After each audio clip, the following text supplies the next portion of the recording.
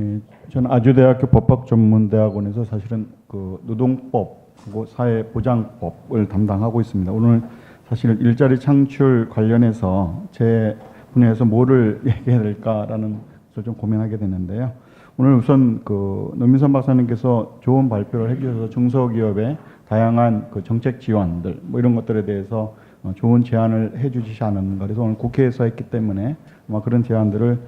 적극 정책에 반영할 수 있는 그런 고민들을 좀 해야 되겠다 하는 생각이 들고요.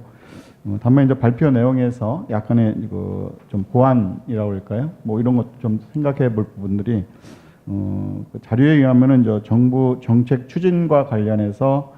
중소기업률의 취업률 중대,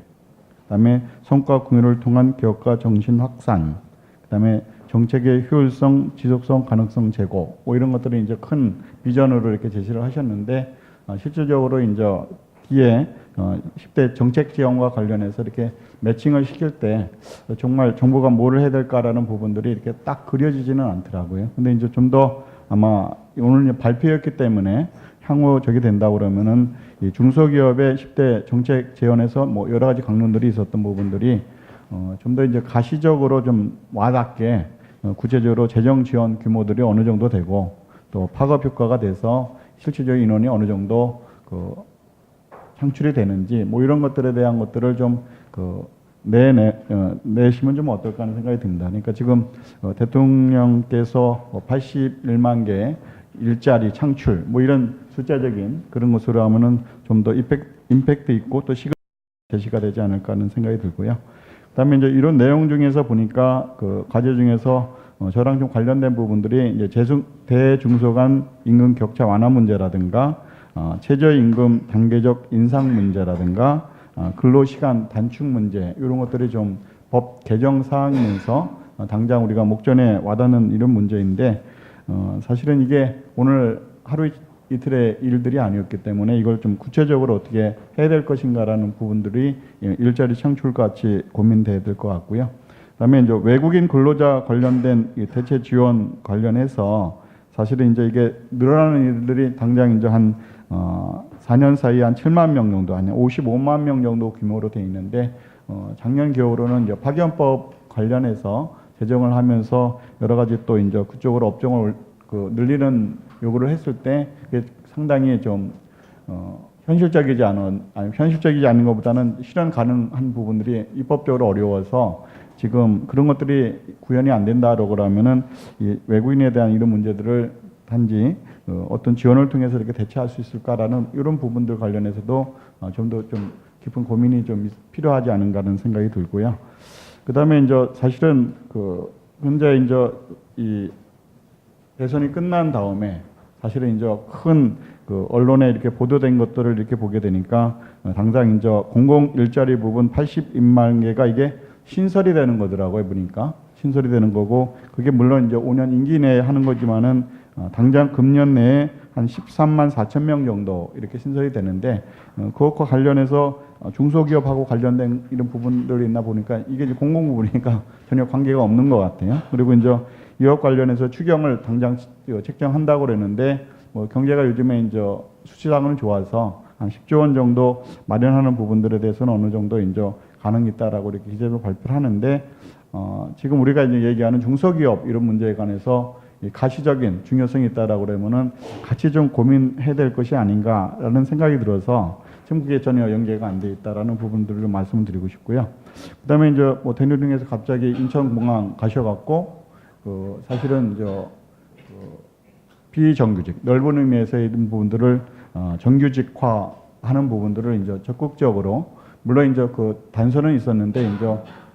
공항에 계신 사장님께서 그냥 금년 내 하시듯이 이렇게 얘기를 해서 그 다음 날서부터 보니까 이게 이제 모든 비정규직이 정규직화되는 그런 비전을 제시한 것으로 얘기가 돼서 여러 가지 이제 현장에서의 노사 갈등 문제 이런 것들이 좀 나타나고 있는데 사실은 이제 제 법적으로 봐도 사실은 시장이 있는데 비정규직화가 다 정규직화된다는 것은 지극히 비현실적인 것이고 또 그다음에 이런 부분들이 다 고용로 바로 이어갈 거라고 시장이 돌아간다는 것도 쉽지는 않은 것 같아요. 그러니까 그런 고민들이 지금 당장의 문제가 아니고 그전에도 같이 고민을 했을 텐데 안 된 이유는 여러 가지 이유들이 있었을 것 같습니다. 그래서 그런 이유들에 대해서 좀 더 세밀한 분석과 검토가 필요하고 중소기업에서도 그에 맞추어서 나름대로 중소기업에서 얘기할 수 있는 이런 부분들이 좀 현실 가능한 부분, 그러니까 단기적인 과제가 됐던 중장기적인 과제가 됐던 이런 부분들을 나누어서 제안을 한다라고 하면은 아마 정치권에서도 또 정부에서도 쉽게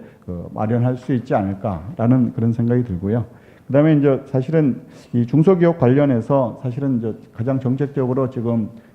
대통령 공약집에 나와 있는 부분에서 좀 매칭을 서로 시켜갖고 이거 이제 공약했으니까 좀 지켜야 되는 이런 얘기를 해야 될 것 같은데 중소기업과 관련된 부분들에 대해서 굉장히 추상적인 얘기들은 많은데 구체적으로 뭘 해주겠다라는 부분들이 잘 잡히지 않더라고요. 그래서 제가 아까 이제 말씀드렸던